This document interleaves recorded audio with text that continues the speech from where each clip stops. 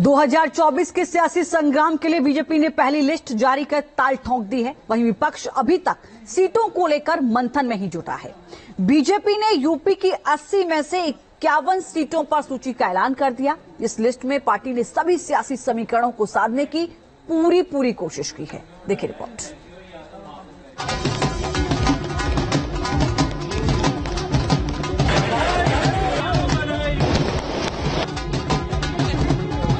– 2024 का संग्राम, बीजेपी की सूची का ऐलान। बीजेपी की पहली लिस्ट जारी, विपक्ष की तैयारी अधूरी। यूपी में 51 सीटों का ऐलान, पक्की जीत का प्लान। कहा जाता है कि दिल्ली का रास्ता उत्तर प्रदेश से होकर जाता है। ऐसे में जब बीजेपी की पहली लिस्ट में यूपी की 80 सीटों में से 51 सीटों पर नाम का ऐलान किया गया तो चर्चा शुरू हो गई।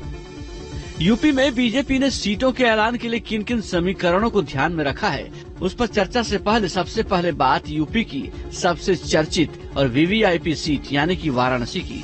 यहाँ से पीएम मोदी लगातार तीसरी बार चुनाव लड़ेंगे। लखनऊ से राजनाथ सिंह का टिकट भी बरकरार रखा गया है। इससे कार्यकर्ताओं में भी जोरदार जोश भर गया है। 195 सीट्स का निर्णय हुआ। उसमें माननीय प्रधानमंत्री जी वाराणसी से चुनाव लड़ेंगे। बीजेपी ने यूपी में कई नेताओं को दोबारा रिपीट किया है और उन पर फिर से भरोसा जताते हुए टिकट दिया है। बड़ी सीटों की बात करें तो मथुरा से हेमा मालिनी, लखीमपुर खीरी घटना के बाद भी लखीमपुर खीरी से अजय मिश्रा टेनी, नोएडा से महेश शर्मा, गोरखपुर से रवि किशन को मौका दिया गया है। स्मृति ईरानी ने 2019 में अमेठी से चुनाव लड़ा था और कांग्रेस के पूर्व अध्यक्ष राहुल गांधी को हराया था।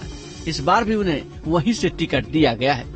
दिनेश लाल निरहुआ आजमगढ़ उपचुनाव में जीतकर लोकसभा पहुंचे थे, उन्हें दोबारा यहां से टिकट दिया गया है। आजमगढ़ समाजवादी पार्टी का गढ़ रहा है। संगठन ने मुझे दूसरी बार काशी के बाद जो सबसे हॉट सीट है, ये पूज्य महाराज जी की सीट है गोरखपुर, यहां से मुझे दोबारा मौका दिया। मैं पूरा अपने संगठन को यशस्वी प्रधानमंत्री मोदी जी के इस भरोसे को कायम रखूंगा। भारतीय जनता पार्टी 400 सीट से जीतेगी। गोरखपुर की सीट एक इतिहास रचेगी। बीजेपी ने यूपी में सभी 80 सीटों पर पक्की जीत के लिए कई सियासी समीकरणों पर फोकस किया है। इसके लिए बीजेपी ने 45 पुराने चेहरों पर भरोसा जताया है। वहीं हारी हुई सीटों पर श्रावस्ती से नृपेंद्र मिश्रा के बेटे साकेत मिश्रा, अंबेडकर नगर से बीएसपी से आए रितेश पांडे, जौनपुर से कृपा शंकर सिंह और नगीना में पीएम मोदी के कार्यक्रम के बाद चर्चा में आए ओम कुमार चुनाव लड़ेंगे। सीटों पर नामों के ऐलान में बीजेपी ने ज्यादातर पुराने चेहरों पर भरोसा जताया है। साथ ही जाति समीकरण पर भी सामंजस्य बिठाने की कोशिश की गई है। उत्तर प्रदेश में 51 उम्मीदवारों में से 4 नए चेहरों को मौका दिया गया है। भारतीय जनता पार्टी की इतना बड़ा विश्वास मेरे ऊपर, देश के सबसे बड़े लोकतंत्र के न्याय मंदिर में मुझे एक सदस्य रूप में बैठने का एक मौका दिया है। 400 पार का जो नारा आदरणीय प्रधानमंत्री के नेतृत्व में, वो 400 के पार में जौनपुर शामिल होगा, ये मुझे पूरा विश्वास है। बीजेपी टिकट बंटवारे में सोशल इंजीनियरिंग का फॉर्मूला पहले भी देती रही है, अभी भी उसी पर कायम है।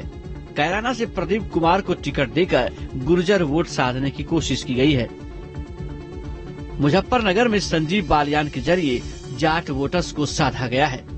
रामपुर से घनश्याम लोधी के जरिए लोध वोटर्स को संदेश देने की कोशिश की गई है। अंबेडकर नगर से रितेश पांडे को उतारकर ब्राह्मण वोटरों पर डोरे डाले गए हैं। कन्नौज से एक बार फिर सुब्रत पाठक पर जीत का दारोमदार है। मोदी का साफ संदेश है कि एक एक सीट पर जीत हासिल करना है। इसके लिए एनडीए का कुनबा भी बढ़ाया जा रहा है।